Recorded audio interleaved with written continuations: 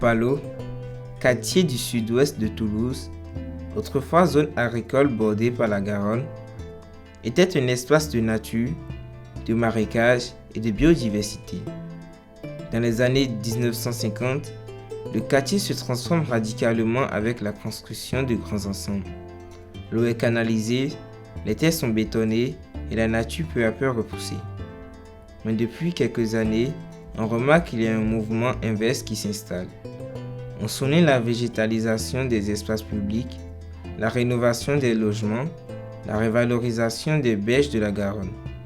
Ainsi donc, Ampalo cherche un nouvel équilibre entre ville et nature. Son histoire reflète un défi universel: comment réparer les erreurs du passé et imaginer une ville plus durable, plus vivable et plus verte.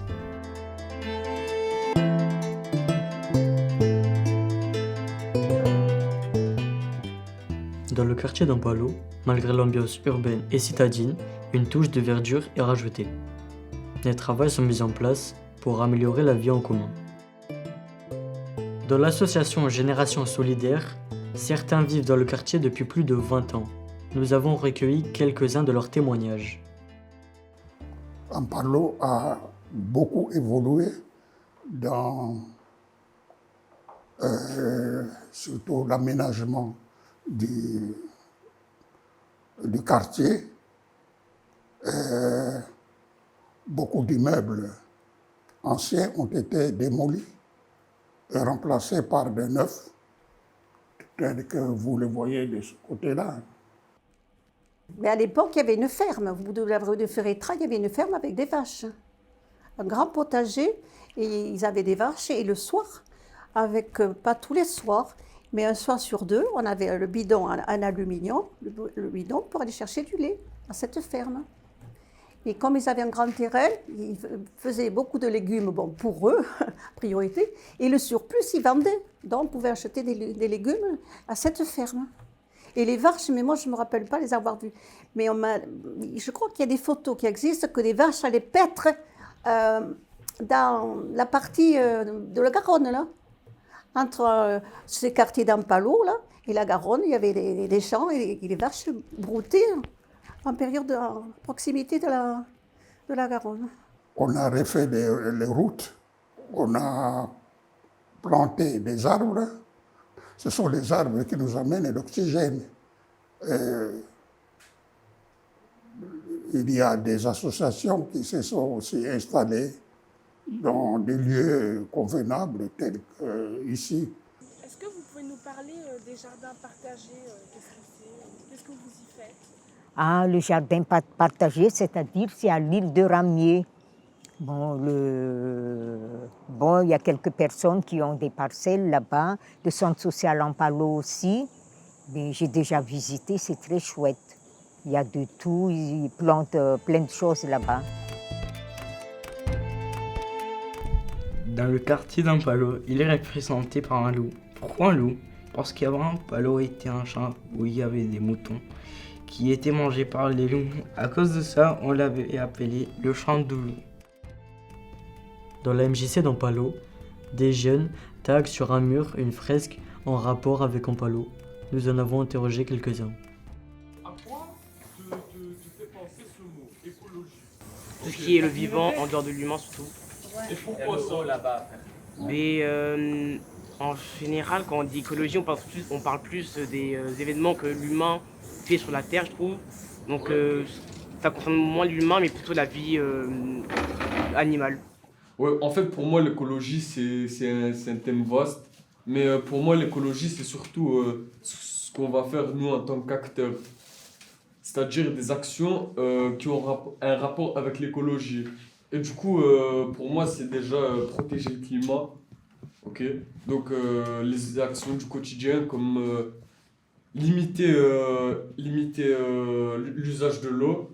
Ok. Il y a aussi le recyclage, le compost si on peut. Éteindre les lumières, réduire sa consommation d'électricité, tout ça.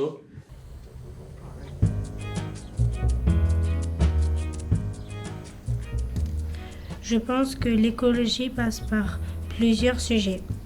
Par exemple, un poisson mange du plastique qui est contaminé par la pollution.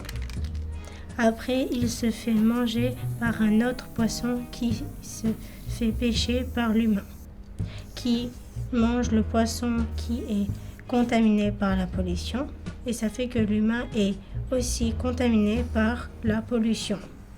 La canicule touche l'humain et aussi la biodiversité. Ça empêche la biodiversité de se nourrir et aussi les humains de cultiver.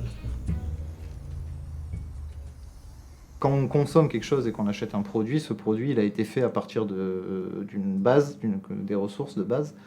Et donc ces ressources, il faut les extraire. Et plus on extrait des ressources, plus on modifie l'environnement. Et plus on modifie l'environnement, plus on rétrécit l'espace où les êtres vivants peuvent vivre. Et du coup, ça les amène soit à devoir lutter pour pouvoir survivre, soit à devoir s'adapter. Techniquement, il peut y avoir plusieurs causes à un réchauffement climatique. Il peut y avoir des causes naturelles, donc par exemple une activité solaire plus intense qui fait que ça va réchauffer la Terre. Nous, dans le cas ici, actuellement, en fait, on est sur ce qu'on appelle l'effet de serre. Donc, c'est-à-dire qu'il y a des gaz comme le dioxyde de carbone ou le méthane ou la vapeur d'eau, c'est les trois principaux, qui, normalement, en fait, ce qui se passe, c'est quand le soleil envoie sa lumière, la lumière arrive à la Terre et, en fait, elle repart, elle est réfléchie. Là, ce qui se passe, en fait, avec ces gaz-là, c'est qu'au moment où elle est réfléchie, elle va rester enfermée dans ces gaz et, du coup, elle reste sur Terre et elle s'accumule. Et c'est pour ça que, du coup, on a un réchauffement climatique. Avant, il faisait moins chaud. C'est pas comme en ce moment. De jour en jour, ça se dégrade. Et après, dans les années à venir, 2030, 2050, ça va encore être plus chaud que ça. Disons que je trouve qu'il fait sacrément chaud. Quand je pique-nique certains jours, là, même sous les platanes, je trouve qu'il fait une chaleur tellement insupportable que je cherche l'ombrage des arbres. Alors soit je vais le long de la Garonne où il y a beaucoup d'arbres et on est très protégé, mais si vous essayez de vous installer n'importe où ailleurs, c'est intenable. Selon les prévisions, c'est une grosse élévation des températures, donc un changement de climat. Dans des pays comme au niveau de l'Europe, on passerait sur des climats qui seraient plutôt des climats normalement africains, donc des climats tropicaux, ou des climats continentaux très très extrêmes, donc où il fait très froid en hiver et très très chaud en été. Et il peut y avoir des conséquences en Afrique. On voit déjà ces conséquences-là de sécheresse et donc de pénurie d'eau, donc qui peut mener à des flux migratoires parce que les gens, vu comme ils ont besoin d'eau pour vivre, vont aller là où ils peuvent trouver de l'eau. Voilà, ça peut causer des catastrophes naturelles de plus en plus récurrentes, que ce soit des inondations, que ce soit des ouragans, des vents de plus en plus violents. Et par exemple, sur la banquise, en quoi le réchauffement climatique il impacte la banquise? Mais ça fait fondre les eaux de la banquise qui sont eux pas salées et du coup vu qu'il y a une différence de densité entre ces deux eaux, je crois, mais ça fait que il y a une montée des eaux et surtout il y a plus d'eau qui sont dans la mer et ça provoque beaucoup de montée des eaux qui peuvent inonder des îles. Est-ce que tu penses que d'ici 50 ans, nous les humains, on arrivera à régler ce problème de réchauffement climatique? Honnêtement, je pense pas. Pourquoi ça? Parce que ça va faire des années que beaucoup de gens en parlent, qu'il y a des personnes qui ont fait des drames, ou des personnes qui s'en foutent complètement. Et je pense pas que ça va changer d'ici là.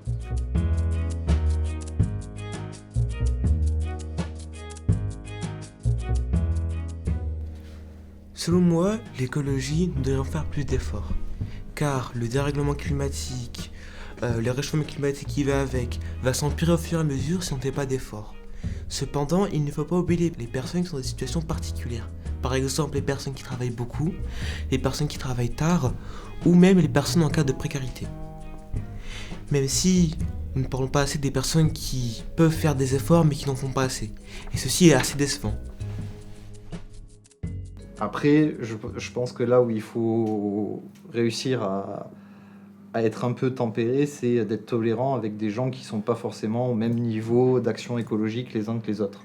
Parce qu'il peut y avoir une tendance moralisatrice qui, je pense, peut du coup donner un impact inverse où les gens, ils vont se sentir moralisés, ils vont se sentir qu'ils font pas assez ou quoi que ce soit, alors que pour eux, c'est déjà beaucoup. Et ça peut du coup freiner cette action écologique. Donc je pense qu'il faut tous le faire, mais il faut aussi accepter en même temps qu'on est tous peut-être sur des niveaux différents au niveau de notre action écologique. 100 ans ou 50 ans, les choses pourront changer si tout le monde s'y met vraiment? Si tout le monde s'y mettait, oui, ça pourrait changer. Mais j'ai peur que peu de gens s'y mettent.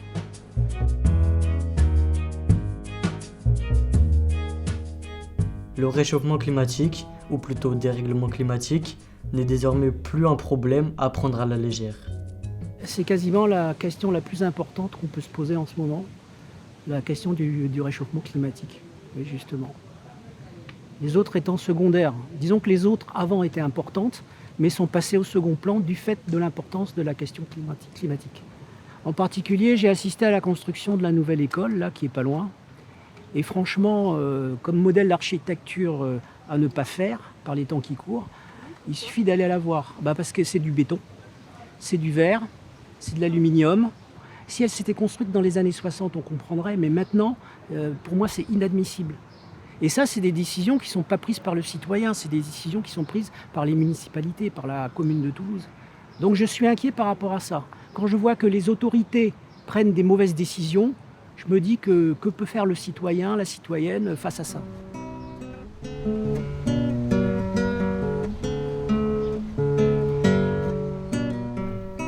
Selon moi, l'écologie est une notion importante à aborder. C'est un facteur qui permettra de protéger la nature et l'être humain. Par exemple, il est important de recycler ou bien d'éviter la surconsommation. Les personnes en capacité de le faire devraient plus s'investir. Mais il y a des gens qui ont de très bonnes raisons de ne pas le faire et il ne faut pas les blâmer. Cela peut être pour plusieurs raisons.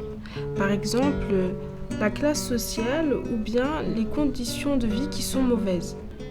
C'est en soutenant chacun selon ses capacités que nous pourrions avancer vers un avenir plus respectueux pour la planète, pour nous et les animaux qui l'habitons. Tout ça, il faut lutter. Il faut lutter parce que ça va être très très chaud et il faut lutter pour ça. Il faut que l'État lutte contre ce réchauffement climatique, dérèglement climatique.